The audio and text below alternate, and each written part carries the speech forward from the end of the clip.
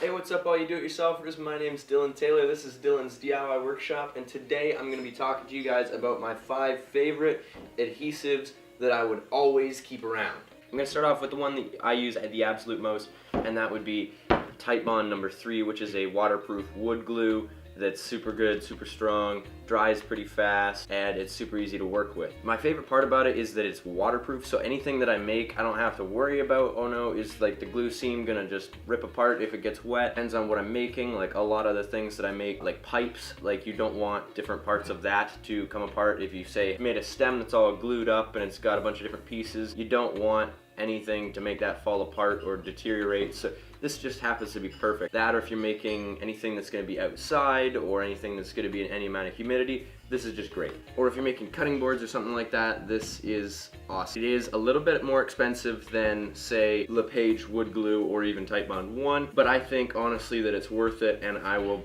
probably buy this every single time.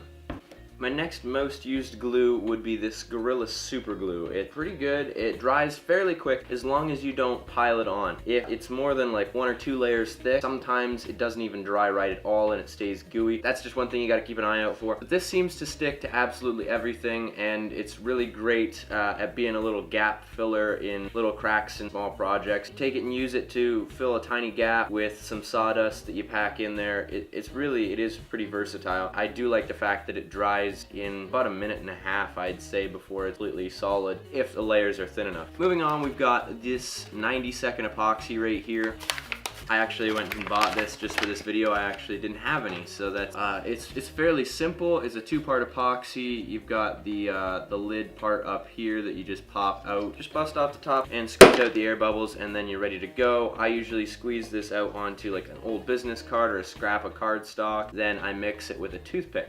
Now this can be used as a larger gap filler or to attach a few different materials together if they aren't really compatible, and say waterproof wood glue wouldn't do it. And it tends to be a fairly strong bond if done right.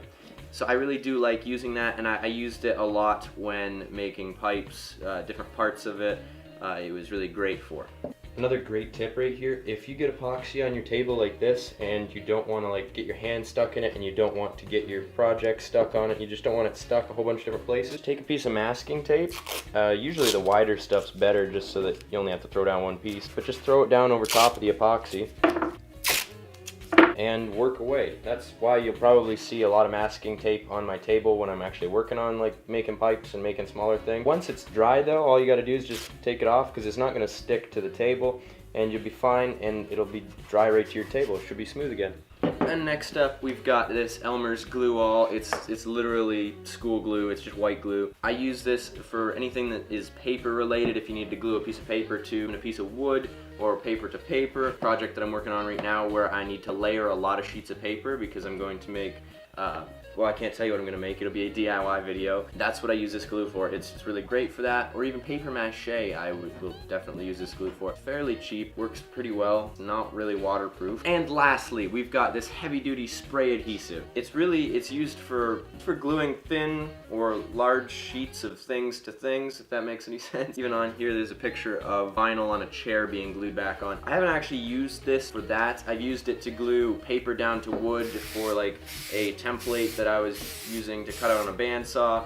So that's one of the main times that I use this, is when I'm gluing a sheet of paper to a piece of wood or a sheet of paper to something else. It's just a lot easier than trying to spread something like this glue all or this wood glue on with a brush. This just sprays right on one web, and you just let it tack up, lay it on, and rub it on.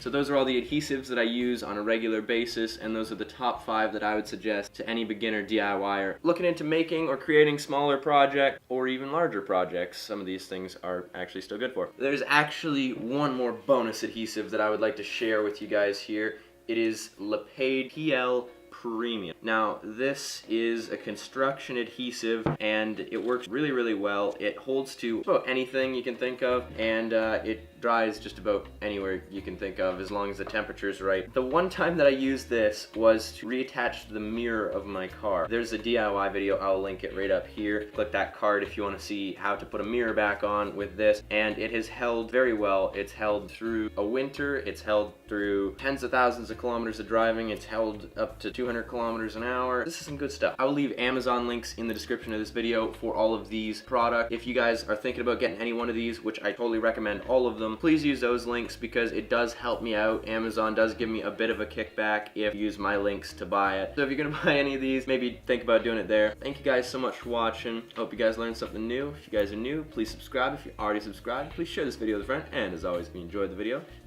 give it a big old thumbs up. See you guys all next time. Peace out. I'd love to take one last moment to thank our #1 Patreon supporters, Brandon Arsenal and Randy. Thank you guys so much for being here and supporting me at the level that you do. That is incredible, and I really do appreciate it. And for anyone else here, if you want to support this channel and help me keep creating videos just like this for you guys to watch, then I will leave the link to my Patreon in the description. Thank you guys, and see ya.